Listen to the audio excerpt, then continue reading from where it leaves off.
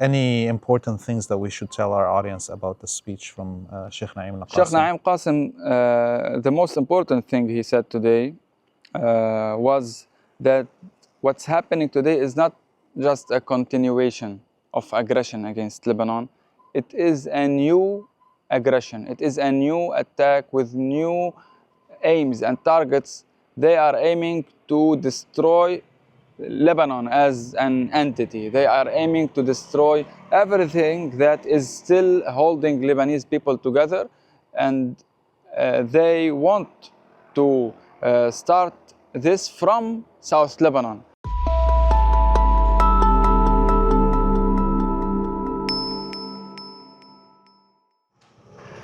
Hey everybody, this is Laith Marouf from Free Palestine TV, and we are in Al-Mansuri village in South Lebanon, just before Naqoura, close to the border with occupied Palestine. Before we continue with this report, I ask you to press the subscribe button on whatever social media platform you're watching this on, and to go to our website, Free Palestine. That video to donate so we can continue bringing you this content. Today the village is mourning the martyrdom of one of its educators that have graduated generations in schooling here. The principal of the high school of Mansouri was assassinated yesterday by a drone. We're gonna go check the funeral, and we'll sit down and talk about what has been happening in Lebanon over the last week or so.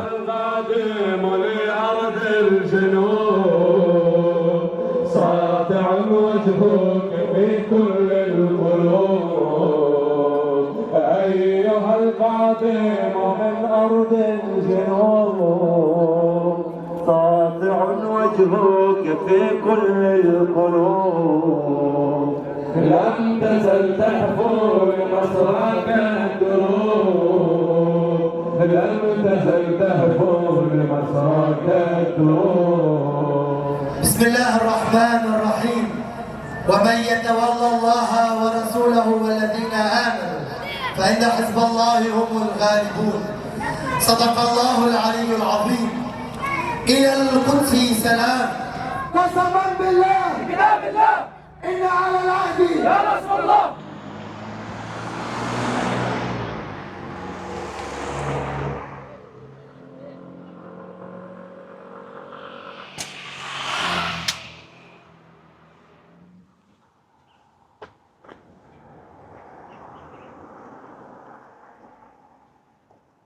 Hadi, thank you for joining us in front of the camera. We just filmed the funeral for martyr Mohammad Shwaikh, who was the principal for the school in Mansouri village. Why do you think they decided to target Mansouri now? This man, as we're standing in front of this car, he was going out of his home down to the school to teach. They've known him as the principal of the school for a long time. Why do the Zionists right now decide to target such a person? Well, first, he was not only the town school principal, he was also one of the main activists in this town in terms of social givings for the people, and making sure that the people here will be able to stay during this winter in this remote village on the coast of South Lebanon. For the people who don't know, this village is just a few kilometers away from the border with occupied Palestine, and it's just on the borders with Al-Naqoura and with the Shama and the other border villages. And of course the Israelis, although this is a second-line village, they are very interested in making those villages inhabitable for their people. As you saw, and you were mentioning this for the locals a few moments ago, that you were surprised people here returned and they rebuilt their houses, and you almost couldn't see lots of damage here. Yes, and it was, they were kind of lucky because the war ended and they were attempting to enter Al-Mansuri from Shama, and the Zionists had to retreat when the ceasefire was called. So they were lucky there. The Israelis only retreated after they had a fierce resistance in Shama. Their plan was to reach this village and continue to the coastal line and cut this triangle out of the Lebanese map and stay. And also, we know what they did for the towns they stayed in during the 2 or 3 months of ceasefire. So basically, they wanted to take all of these lands. What prevented this village from being destroyed is those resistance fighters who stayed on the front lines and stayed and went to Shama and went to Tair Harfa and went to these also remote villages and fought until the Israelis declared the end of or the ceasefire. Basically, it was declared by the committee. Yeah, there was a few days of rain, so there was no assassinations over the last few days here in Lebanon, but we can still hear the drone flying. But over the week, they did attack multiple locations, again, assassinating civilians in cars, in motorcycles. Tell us about these incidents. Of course, the 2 or 3 days period without, even with minimal drone activity and without any attacks. Some people said, of course, this happened for the first time since many months. Because if you remember, for the last 3 or 4 weeks, we were witnessing daily attacks, daily assassinations, multiple attempts to assassinate, and also up to 3 a day it happened. Almost up to 2 to 3 attacks per day. During the 2 or 3 days that we witnessed without those assassinations, some of the people here in South just said that it's because of the weather. Personally, I don't think so. Why? Because the weather, if it prevented the Israelis from having a good or an easy flights for their drones and also easy targeting from a very high distance, from very long distance or from very high altitudes, they can just recompensate it by lowering the drone activity to the level that they can see the land, and they can do it. Also, the drone activity, despite that it was not very heavy during the last 2 days, it was there. In many places, there were drones hovering, and also the normal drones, Hermes 450. So I think that this might be related to some kind of actions from the resistance. Maybe the resistance took some precautions during now after this extensive killing and extensive assassinations. They changed something or took some precautions that led to the Israelis being unable to detect or to target their members as they were doing in the last few weeks, 2 or 3 per day.